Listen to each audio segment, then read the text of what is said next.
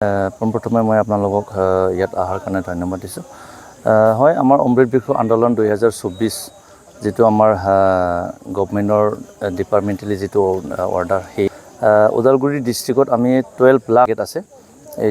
এতিয়ালৈ আমাৰ যোৱাকালিলৈ 3.5 লাখমান আমি পুলি already VCDC wise, college wise যিকোনো মানে ইনষ্টিটিউশ্যনবিলাকত দিয়া হ'ল।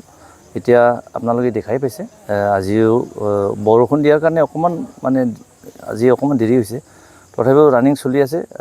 12 লাখ আমি আজি 12 তাৰিখৰ আগত আমি কমপ্লিট কৰিম। পুলিসমূহ ক'ত দিয়া যাব? পুলিবিলাকক আমি VCDC ৱাইজত, যিটো আমাৰ ওদালগুৰি আমাৰ ধনশিৰি ডিভিজনৰ আমাৰ DFO চাহাবৰ নিৰ্দেশ মৰ্মে আমাৰ VCDC ৱাইজত আমি পहुচাব লাগে পুলিবিলাকক। হিচাপে আমাৰ ওদালগুৰি ডিষ্ট্ৰিক্টৰ 114টা VCDC আমি আমাৰ তৰফৰ পৰা আমি বিতৰণ কৰিব লাগে পুলি। কিন্তু আমি VCDCতেহে আমি পুলিবিলাক পहुচাম। তেখেতসকলে ক'ত ক'ত দিব সেইটো আমি এইবিলাক মানে অৱগত নহয়। এটা VCDCত কিমান কৰি গৈছে? সেনেকুৱাই এটা VCDC কিছুমান 10,000 VCDC মানে এৰিয়ালৈ কথা। এটা VCDC ক'তবা 12,000ও গৈছে, ক'তবা 4,000, ক'তবা 8,000, ক'তবা 13,000 সেনেকুৱা যাই আছে। কিমান দিনলৈকে চলিব? আমাৰতো টাৰ্গেট এই আগষ্টৰ 12 তাৰিখলৈকে আমি কমপ্লিট কৰিব লাগে দিয়াটো।